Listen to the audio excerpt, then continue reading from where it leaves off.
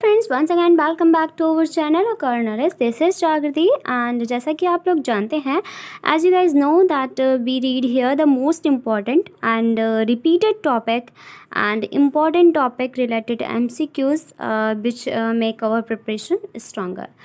And this video is part 28 and यहाँ पे हम लोग पढ़ते हैं most important topic and important questions जो कि हमारे अगर if you are preparing for any nursing competitive examination then ये वीडियोस जो अपलोड करते हैं इनमें most repeated questions and most important questions जो हैं इन्वॉल्व किए जाते हैं, तो जो कि आपके एग्ज़ाम के पॉइंट ऑफ व्यू से बहुत ही ज़्यादा इंपॉर्टेंट रहते हैं। अगर आप प्रिपेयर कर रहे हैं CHO, AIIMS, DSSB, STPGI, RUHS, एसिक, IGNOU, MNS, nursing पैरामेट्री या कोई भी नर्सिंग ऑल स्टेट लेवल पर अगर किसी भी नर्सिंग कॉम्पिटिटिव एग्जामिनेशन के प्रिपरेशन कर रहे हैं तो इन वीडियोस में जो इन्वॉल्व किए जाते हैं क्वेश्चंस उनमें से 1 और 2 क्वेश्चंस आपके एग्ज़ाम में डेफिनेटली देखने को मिलते हैं। आज का जो इम्पोर्टेंट टॉपिक है वो है ब्लड एंड ब्लड में हम लोगों ने ब्लड से रिलेटेड जितने भी MCQs बनते हैं वो हम लोगों ने पढ़ लिए हैं लास्ट वीडियोस में। And if you are not watch अगर आपने वो वाला वीडियो ना देखा हो then you can watch by clicking on this link. And today आज हम लोग पढ़ेंगे RBC से रिलेटेड जितने भी इम्पॉर्टेंट MCQ हैं। So let's start. So first question is which of the following is the most evident type of blood cells. इनमें से कौन से जो है most evident type of blood cells है। सो फर्स्ट ऑप्शन है थ्रोम्बोसाइट है या एरिथ्रोसाइट है, लिम्फोसाइट है या फिर मोनोसाइट है। So correct option is erythrocyte. And friends अगर आप इन क्वेश्चंस का आंसर जानते हैं, if you know answer of these questions then you can comment on the comment box. So next question is what is the approximate normal level of hematocrit packed cell volume in men। तो approximate normal level पूछा है किसका, haematocrit का volume in main. So first option is 5% to 15%, 20% to 35%, 60 to 70% या फिर 40 to 50%। So what is the approximate normal level of haematocrit. So correct option is 40% to 50, 40% to 50 it is a correct approximate normal level is 40% to 50%। Next question is a client with COPD has secondary polycythaemia. ये क्या है, एक client जो है जिनको COPD है, chronic obstructive pulmonary disease, has secondary polycythemia है। The nursing diagnosis that would be include, nursing diagnosis जो है उसमें इंक्लूड रहेगा इन द केयर प्लान में। So first option fluid volume deficit related to blood loss या impair tissue perfusion related to thrombosis या फिर activity intolerance related to dyspnea, risk for infection related to suppressed immune response. तो एक client जो है जिनको COPD है, secondary polycythemia, and nursing diagnosis में होना चाहिए इंक्लूड नर्सिंग केयर प्लान में। So first option and so correct option हमारा क्या रहने वाला है। So correct option is B, that is impaired tissue perfusion related to thrombosis.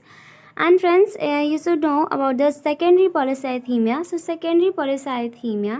Secondary polycythemia में क्या होता है, ड्यू टू क्रॉनिक हाइपोक्सिया की वजह से जो है COPD कॉज होता है एंड इसकी वजह से क्या होता है, रिजल्ट इनटू थ्रोम्बोसिस का थ्रोम्बोसिस हो सकता है which cause empire tissue perfusion.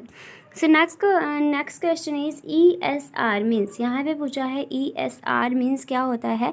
So first option is ESR means erythrocyte synthesis rate या फिर एंजाइम सिंथेसिस रेट या फिर इलेक्ट्रोलाइट सेडिमेंटेशन रेट या फिर erythrocyte sedimentation rate. So correct option is erythrocyte sedimentation rate. Erythrocyte sedimentation rate is a correct option. ESR क्या होता है, erythrocyte sedimentation rate. ESR जो है, ESR एक रेट होता है जब RBC जो होती हैं सेटल डाउन होती हैं मिक्स एंटीकोगुलेंट कोई होता है वर्टिकल ट्यूब में, अगर एंटीकोगुलेंट है लाइक हेपेरिन है, लाइक एंटीकोगुलेंट जैसे कि हेपेरिन होता है या सोडियम या फिर सोडियम सिट्रेट है या EDTA है, तो उसमें जो है RBC settle down after mixing the anticoagulant in a vertical tube. तो ये एक रेट होता है जिसे ESR कहते हैं, इरिथ्रो सेडिमेंटेशन रेट कहते हैं। इस total RBC count for women इस, तो वुमेन में जो है टोटल RBC काउंट पूछा है, तो फर्स्ट ऑप्शन है 4.4 to 6 या 4.2 to 5 या फिर 3.9 to 5.4 या फिर 4.2 to 5.6। तो करेक्ट ऑप्शन है 4.2 to 5.6, क्योंकि मेल नॉर्मल पर्सन में जो है नंबर ऑफ RBCs जो होती हैं एवरेज जो होता है अबाउट 5 मिलियन होता है, एंड 5 मिलियन होता है पर माइक्रोलीटर। एंड मेल जो होती हैं, male have higher RBC count compare to women. Male में जो होती हैं वो हायर RBC काउंट होती हैं वुमेन के कंपैरिजन में। क्यों होती हैं? Because of presence of testosterone. Testosterone की प्रेजेंस की वजह से जो होता है मेल में ज़्यादा RBCs होती हैं कंपेयर टू वुमेन। एंड जो कि मेल में क्या होते हैं, मेल में टेस्टोस्टेरोन प्रेजेंस होने की वजह से जो कि इरिथ्रोपोइटीन जो है, इरिथ्रोपोइटीन के सिक्रेशन को बढ़ा देते हैं, जिसकी वजह से क्या होता है कि मेल में जो है वो RBC काउंट जो है कंपेयर टू वुमेन ज़्यादा होते हैं। So next question is haemoglobin is a type of. तो हीमोग्लोबिन जो है इज़ अ टाइप ऑफ पूछा है।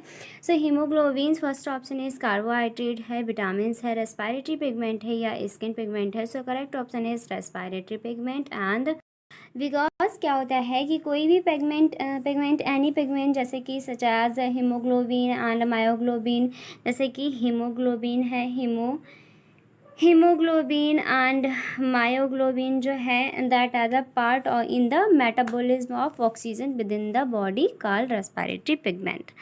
सो next question is the normal diameter of RBCs। तो RBC का जो है नॉर्मल डायमीटर पूछा है, RBCs का नॉर्मल डायमीटर पूछा है।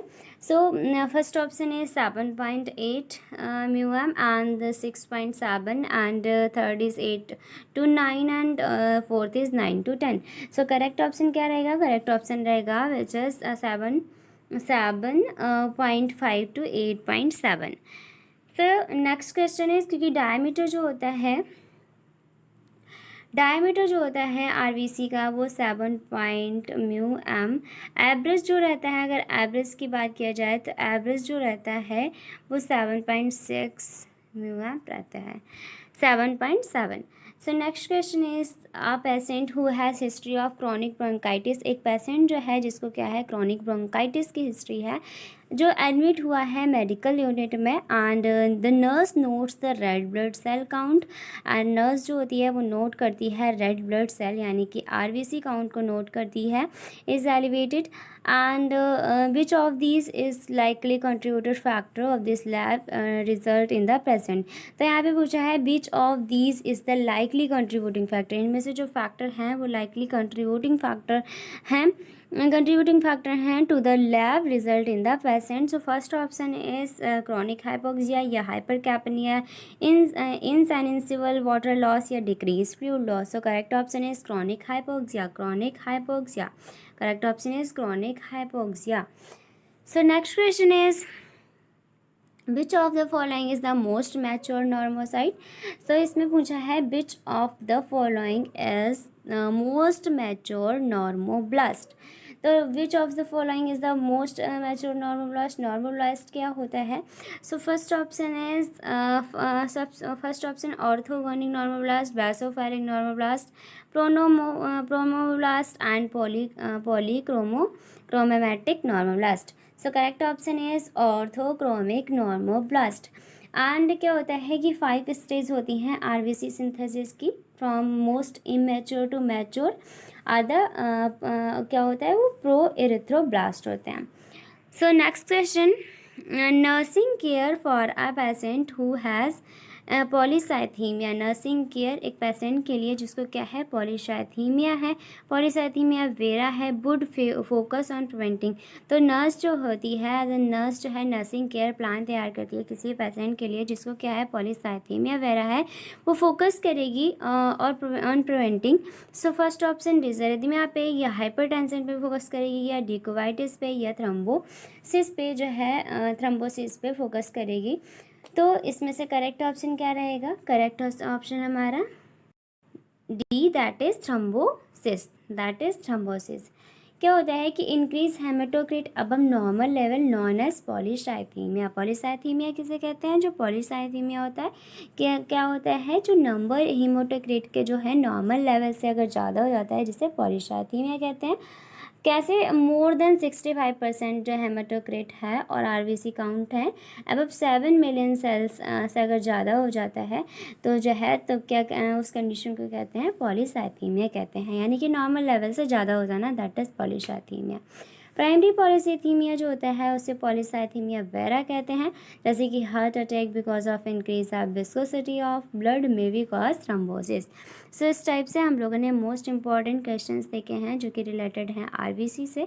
इसी टाइप से जो है most repeated and most important questions and answer for all nursing competitive examinations के लिए इन्वॉल्व किए जाते हैं इस चैनल पे, जो कि आपके लिए बहुत ही ज़्यादा एग्जाम के पॉइंट ऑफ व्यू से देखा जाए बहुत ही ज़्यादा इंपॉर्टेंट रहने वाले हैं। सो if you like the video, then please like, share and subscribe my channel, and also you can comment on the video. So thank you so much for watching.